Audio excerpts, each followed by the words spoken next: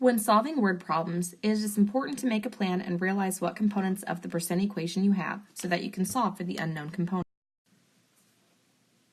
For example, look at the problem below. Caleb receives a 3% commission on every house he sells. What is the price of the house if the commission he receives is $5,700? We know that 3% is the percent because it has a percent sign, but we must report it as either a fraction or a decimal in our fact family. 3% means 3 out of 100, which can also be reported as 3/100ths. The next step is to determine whether the $5,700 commission is the part or the whole.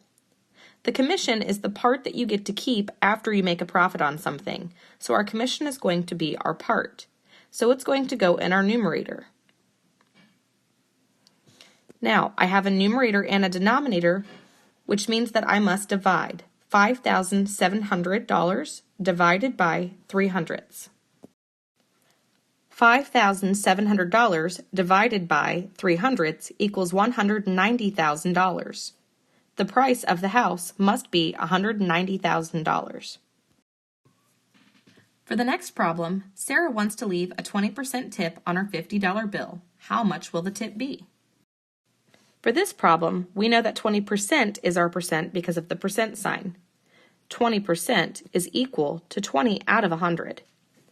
20 divided by 100 is 20/100ths, which is also equivalent to 2/10. For this problem, our original bill was $50. We are comparing the 20% to the $50, which means that $50 is our whole. So it's going to go in the denominator. Now, because our whole and our percent are on the same level, that means we're going to be multiplying. So 50 times 0.2 equals $10. The tip that Sarah wants to leave is $10. There are a couple of ways we could check this. 10 divided by 50 does equal 2/10. 10 divided by 2/10 does equal 50. We can also assess the reasonableness of our answer. For example, if I had accidentally put 50 as my part instead of my whole, I would have 50 divided by 0.2, which would be equal to $250. It would not make sense for me to have a $250 tip on a $50 bill, which tells me that must not have been a correct answer.